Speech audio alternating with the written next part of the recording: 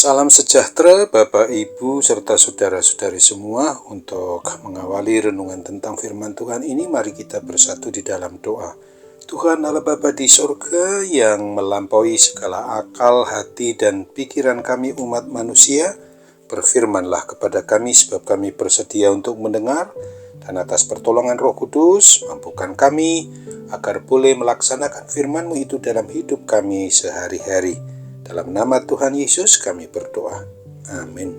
Sebagai nas renungan firman Tuhan pada hari ini diambil dari 1 Samuel 12 ayat 20 dan 21 yang berbunyi, "Dan berkatalah Samuel kepada bangsa itu, jangan takut, memang kamu telah melakukan segala kejahatan ini, tetapi janganlah berhenti mengikuti Tuhan, melainkan beribadahlah kepada Tuhan dengan segenap hatimu.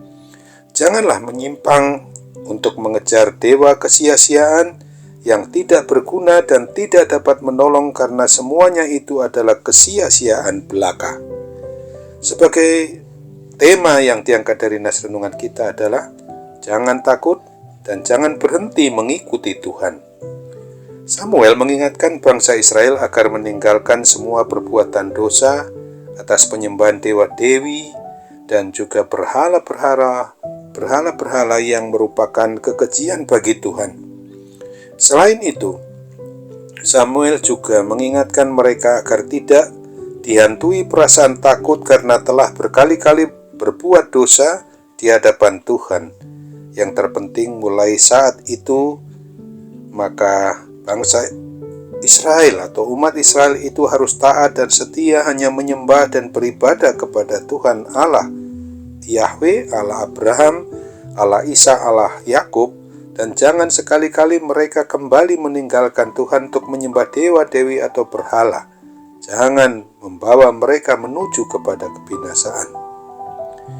Firman Tuhan yang disampaikan oleh Samuel ini juga mengajarkan kepada kita untuk selalu setia, hanya mau menyembah satu-satunya Tuhan dengan segenap jiwa, segenap hati, segenap akal budi kita, supaya dengan demikian kita tidak lagi takut untuk menghadapi segala permasalahan maupun pergumulan hidup, karena mau mengimani, mau mempercayai bahwa Tuhan itu selalu menyertai kita, Ia beserta kita, dan Tuhan juga yang adalah penolong bagi kita yang harus kita andalkan sepenuhnya.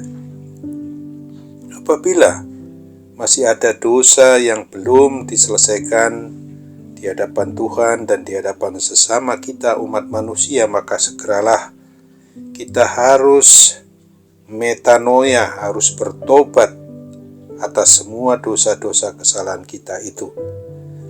Dengan demikian maka Tuhan akan berkenan mengampuni kita dan menjamini hidup kita ini untuk penuh dengan berkat-berkat yang senantiasa mengalir, bahkan hingga berkelimpahan di dalam hidup kita.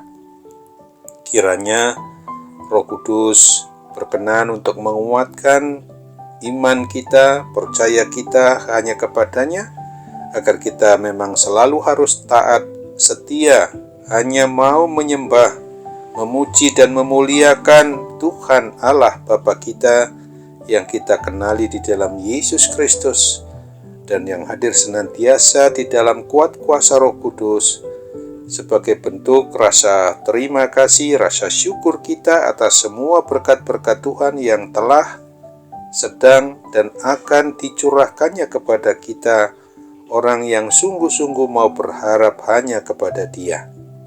Ingatlah, sebagaimana juga dituliskan di dalam 1 Samuel 12 ayat 24-25 ini, hanya takutlah akan Tuhan dan setialah beribadah kepadanya dengan segenap hatimu, sebab ketahuilah betapa besarnya hal-hal yang dilakukannya di antara kamu.